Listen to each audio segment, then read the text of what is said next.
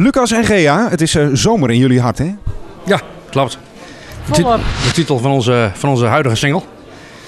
Waar we op dit moment mee op pad zijn. En lekker vrolijk liedje. Lekker op tempo. Ja, er zijn er wel plannen voor een nieuwe single natuurlijk.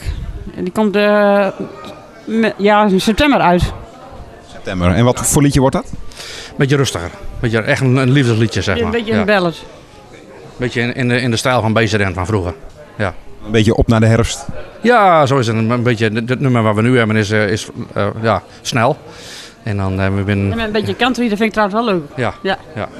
Een keer weer anders. Ja. Dus het is dit keer weer anders wat we doen. We zijn echt fan van de country. En we dachten van, laten we eens een keer weer een beetje in de country sfeer gaan. Ja. Ik kreeg een heel goed liedje toegestuurd en dat was in dat country tempo, zeg maar. En dat pak je dan gelijk. Dan denk je van, hé, dit is leuk. En dan hoef je er niet lang over na te denken. We zijn een beetje met de albums gestopt. En waarom is dat? Nou, we hebben nou 11. En het tempo hoeft niet meer zo hoog.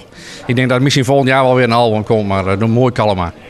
Nu meer een beetje volgens het principe van als er weer genoeg materiaal is, dan...